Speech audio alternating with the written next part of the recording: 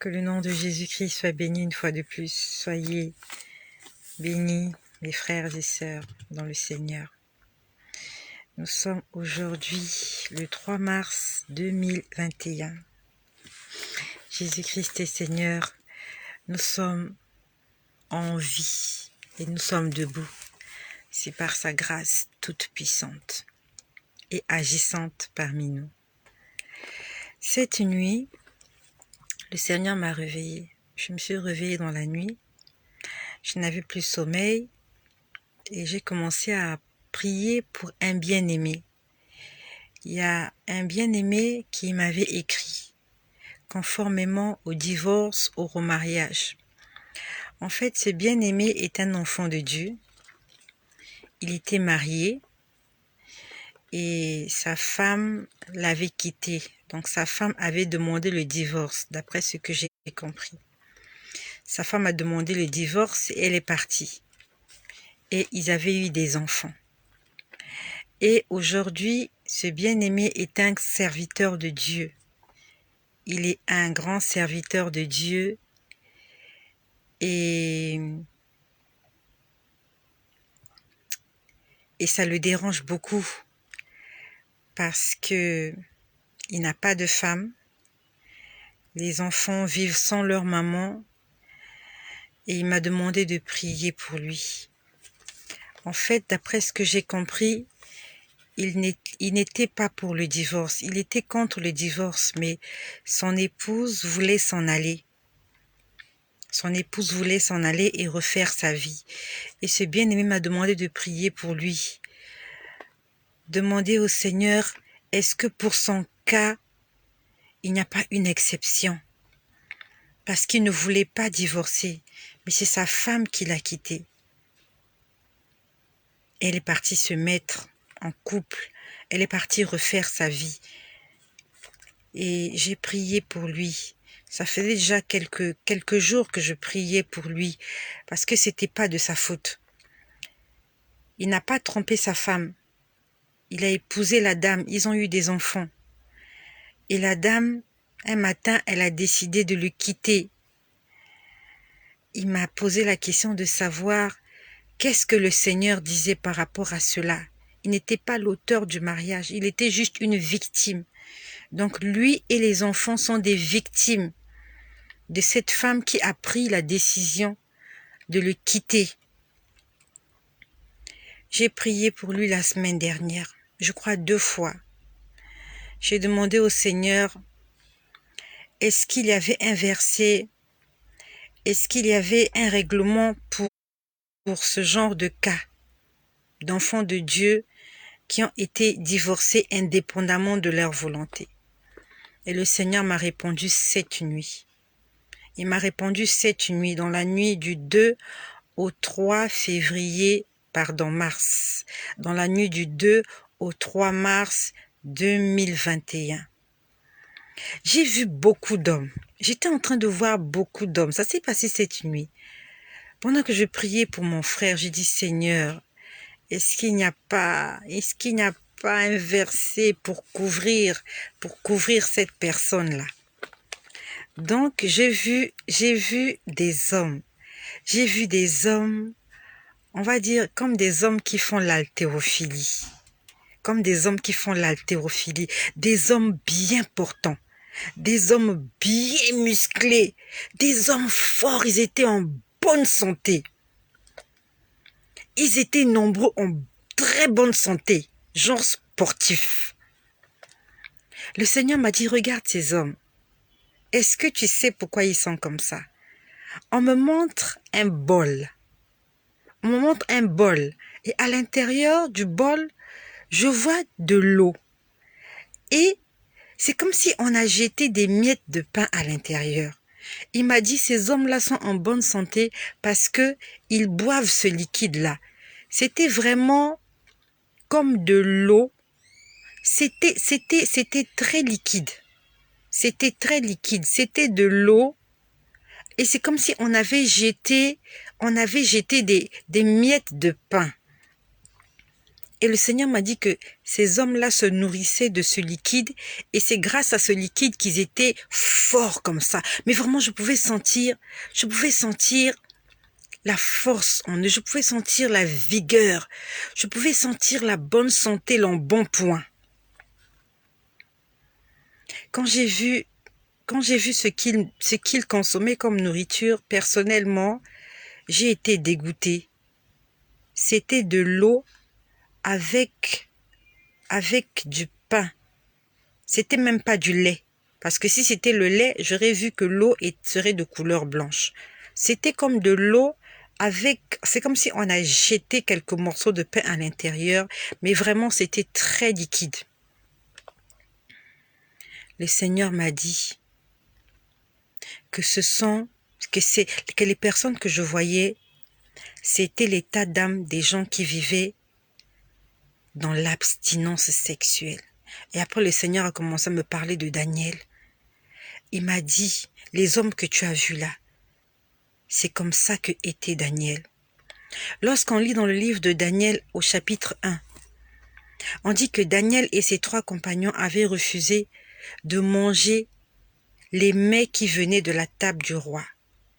Ils avaient refusé de consommer les mets qui étaient sacrifiés aux idoles et aux dieux étrangers.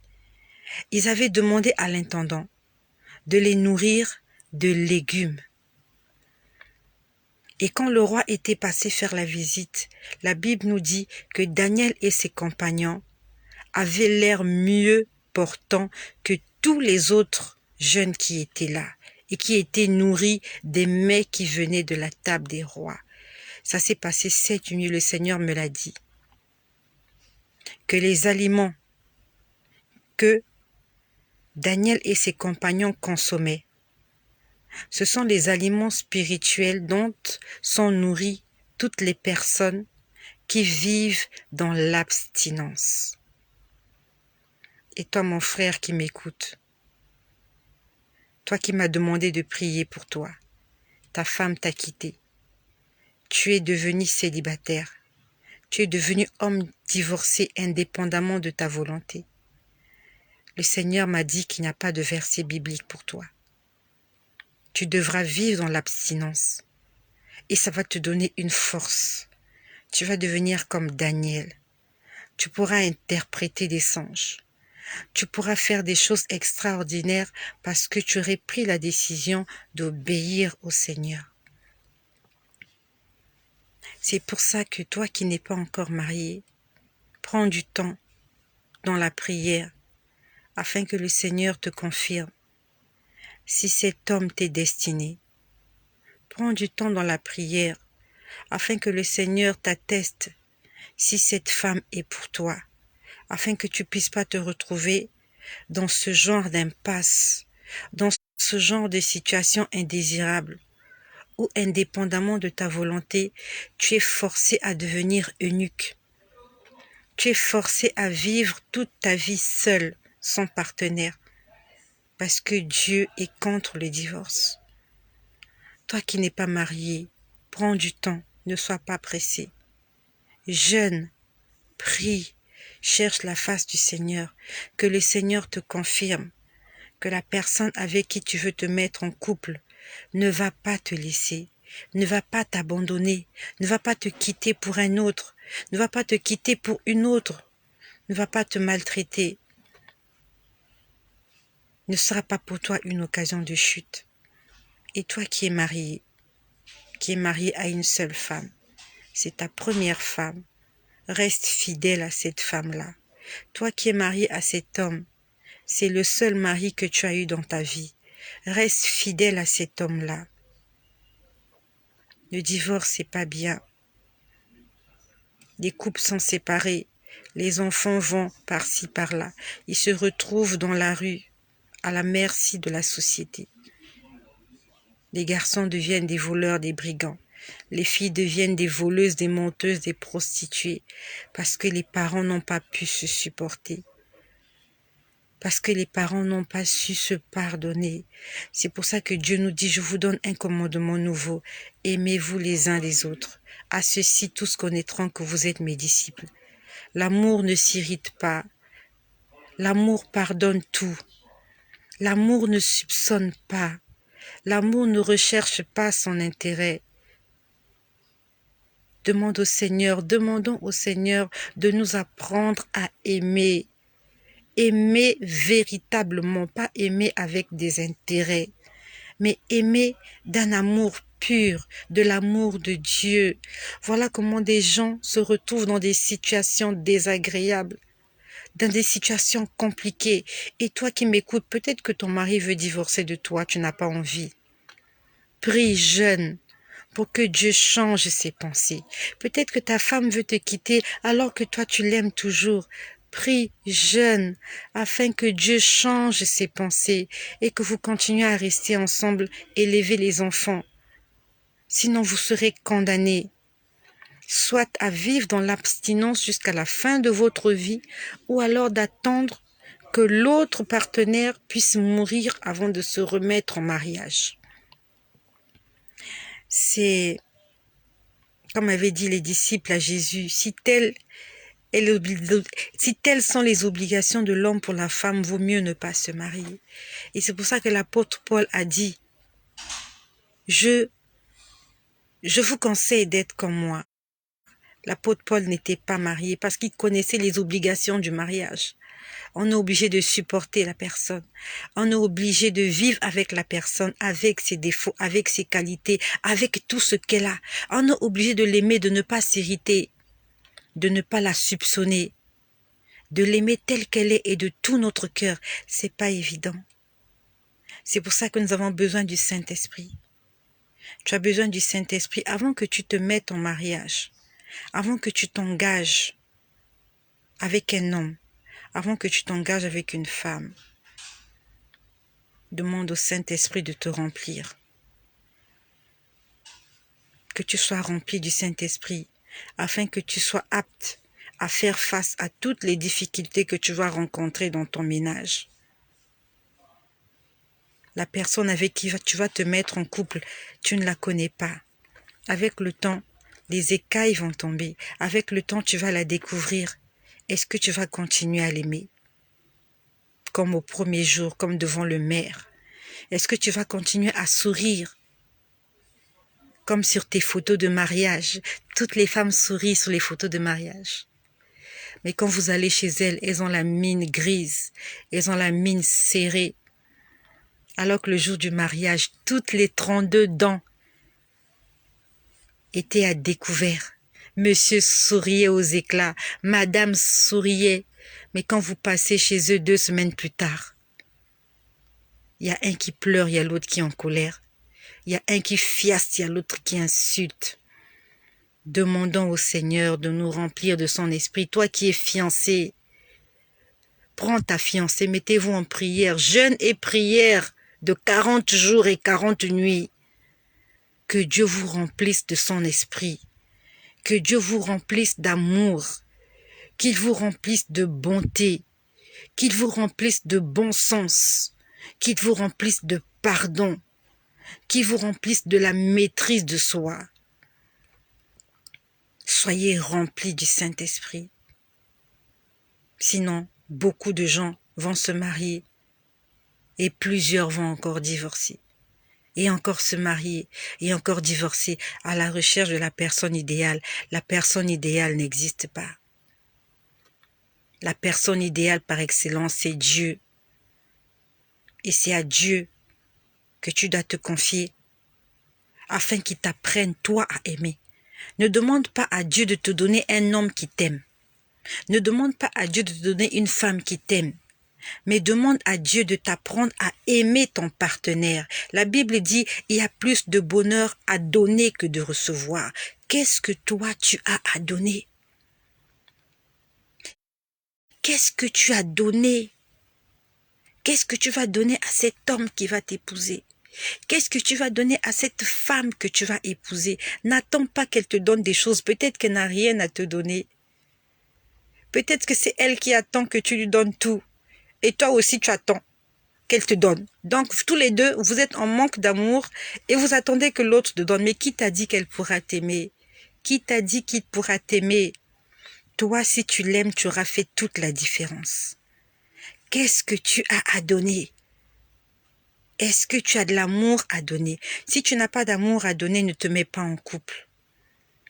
Parce que ça sera un fiasco et tu vas regretter. Avant de te mettre en couple, demande au Seigneur de t'apprendre à aimer ton partenaire, à oublier ses défauts, à oublier son caractère, à oublier ses mauvaises pensées, son mauvais langage, et à voir au travers de lui la personne de Jésus-Christ. Lorsque tu vas voir ton mari, même s'il t'a insulté, pense à ce commandement qui dit « Aimez-vous les uns les autres ». Est-ce que tu pourras voir Jésus-Christ à travers ton mari? Est-ce que tu pourras voir Jésus-Christ à travers ta femme? Est-ce que tu pourras le regarder toujours avec amour, malgré toutes les différences que vous avez, malgré toutes les divergences que vous allez rencontrer? Aimons-nous les uns les autres. Sinon, ce monde ne sera jamais parfait. Il ne sera jamais parfait parce qu'il n'y a pas l'amour. Tout à l'heure encore, j'ai vu plein de choses, plein d'histoires. Un élève qui a poignardé son collègue pour une histoire, pour des histoires qui n'ont ni queue ni tête. Les hommes qui se tuent, les uns avec... Les gens s'entretuent parce qu'ils ne s'aiment pas, il n'y a pas l'amour du prochain. Il y a des guerres parce qu'il n'y a pas l'amour. Il y a la famine parce qu'il n'y a pas l'amour. Parce que si on s'aimait, on allait partager nos richesses avec les pauvres. Et les pauvres ne seraient plus pauvres. Ils auraient de quoi manger. Mais c'est parce qu'on n'aime pas le voisin qu'on laisse le voisin mourir de faim. Qu'on laisse les enfants de la rivale, qu'on laisse les enfants des autres mourir de faim parce qu'il nous manque l'amour. C'est pour ça qu'on va tuer, c'est pour ça qu'on va voler, c'est pour ça qu'on va égorger. Il nous manque l'amour. Le remède de cette terre, c'est l'amour. Ce ne sont pas les armes qui vont changer le monde. Ce ne sont pas les bombes qui vont amener la paix sur terre. C'est pas l'ONU. C'est pas tous ces organismes internationaux. Ce dont nous avons besoin, c'est l'amour. Si on s'aime, il n'y aura pas la guerre, il n'y aura pas la famine, il n'y aura pas le vol, il n'y aura pas les viols, il n'y aura pas des sacrifices humains, il n'y aura pas des avortements, il n'y aura pas la méchanceté, il n'y aura pas de divorce, il n'y aura pas de bagarre dans les rues si on apprend à s'aimer. Et celui qui nous apprendra à s'aimer s'appelle Jésus-Christ, parce qu'il est amour, il est paix, il est grâce, il est joie. Demande au Seigneur de te remplir de son esprit et sois béni au nom puissant et glorieux de Jésus.